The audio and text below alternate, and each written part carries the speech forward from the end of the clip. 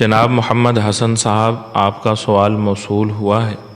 آپ نے پوچھا ہے کہ افطاری کی دعا اللہم لکا صمت و بکا آمنت و علیک توکلت و علی رزقک افطرت،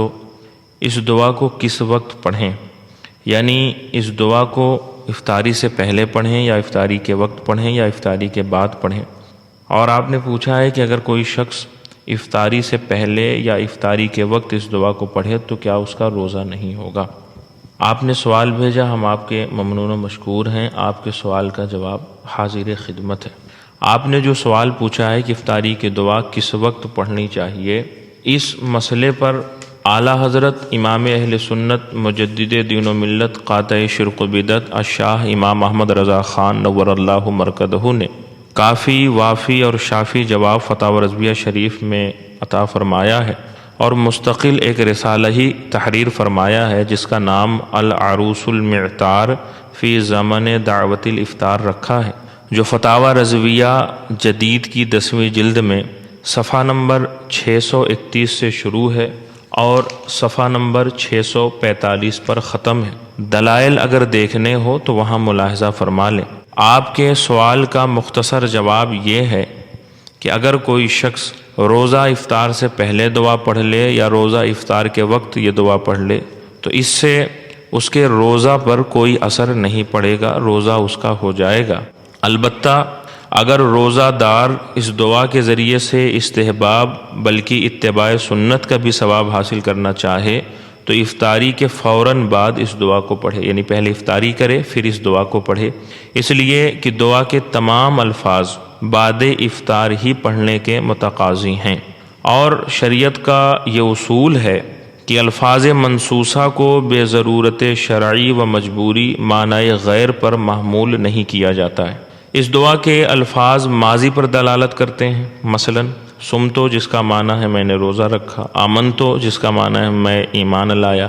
اور توکلتو جس کے معنی ہے میں نے بھروسہ کیا، افطرتو جس کے معنی ہے میں نے افطار کی۔ اور اگر اس دعا کو افطاری سے قبل پڑھی جائے تو واقعہ کے خلاف ہوگا، اس لیے کہ ابھی افطاری کی نہیں اور روزہ رکھ کر یہ کہہ رہا ہے کہ میں نے افطار کی۔ دوسری بات یہ ہے کہ یہ دعا احادیث پاک میں کئی طرح سے مروی ہے۔ مثال کے طور پر شعب الایمان جلد نمبر 5 صفحہ نمبر 407 حدیث نمبر 3619 مطبوعہ بیروت میں ہے۔ عن معاذ قال کان رسول اللہ صلی اللہ علیہ وسلم اذا افطر قال الحمد للہ الذی اعاننی فصمت ورزقنی فافطرت،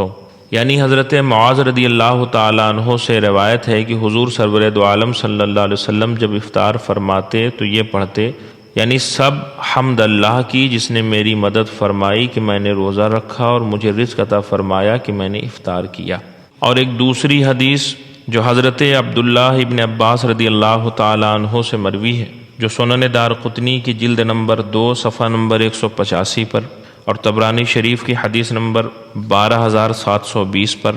اور اطراف الغرائب کی جلد 1 صفحہ 497 پر ہے۔ عن ابن عباس رضی اللہ تعالی عنہما قال کان رسول اللہ صلی اللہ علیہ وسلم اذا افطر یقول اللہم لکا صمنا وعلی رزقک افطرنا فتقبل منا انک انت السمیع العلیم، یعنی حضرت عبداللہ ابن عباس رضی اللہ تعالیٰ عنہما سے مروی ہے کہ حضور صلی اللہ علیہ وسلم جب افطار فرماتے تو یہ دعا پڑھتے، اے اللہ ہم نے تیرے لیے روزہ رکھا اور تیرے رزق پر افطار کیا، ہماری طرف سے قبول فرما، تو سننے اور جاننے والا ہے۔ اور ابو داؤد شریف میں ہے عن معاذ بن زہرۃ انہ بلغہ ان النبی صلی اللہ تعالی علیہ وسلم کان اذا افطر قال اللہم لکا صمت وعلی رزقک افطرت، یعنی حضرت معاذ بن زہرہ رضی اللہ تعالی عنہ سے روایت ہے کہ حضور صلی اللہ علیہ وسلم افطار کے وقت یہ دعا پڑھتے، اے اللہ میں نے تیری رضا کی خاطر روزہ رکھا، تیرے رزق پر افطار کیا۔ یہ حدیث شریف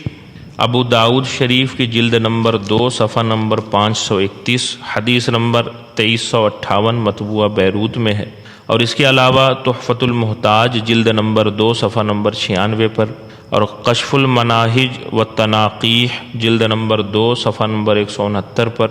اور امام ابن حجر نے اسے الفتوحات الربانیہ میں جلد نمبر 6 صفحہ نمبر 341 پر، اور اس کے علاوہ یہ حدیث مواہب اللدنیہ شریف جلد نمبر 3 صفحہ نمبر 417 پر ہے،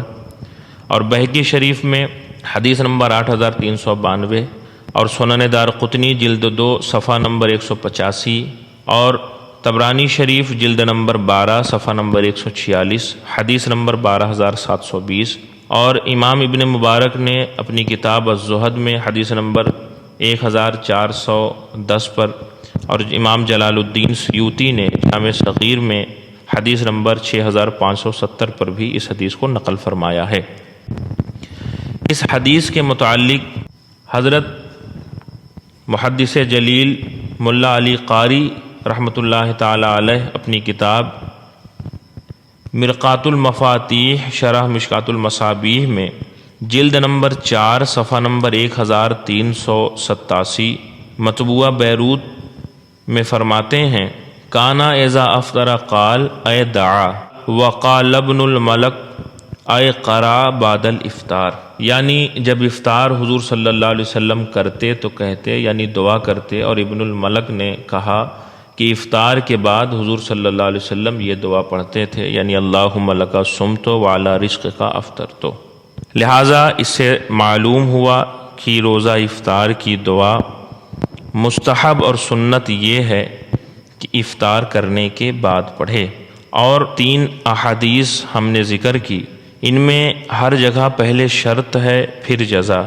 اور شرط پر جزا مقدم نہیں ہو سکتی ہے، لہٰذا اس بات سے یہ مسئلہ روشن اور واضح ہو گیا کہ افطاری پہلے ہے اور دعا بعد میں ہے، یعنی پہلے افطاری کریں گے اور اس کے بعد دعا پڑھیں گے۔ اسی لیے اعلیٰ حضرت علیہ رحمت و رضوان فتاوی رضویہ شریف جدید کی 10ویں جلد میں صفحہ نمبر 629 پر فرماتے ہیں، فی الواقع اس کا محل یعنی افطاری کی دعا پڑھنے کا محل بعد افطار ہے، واللہ تعالی اعلم۔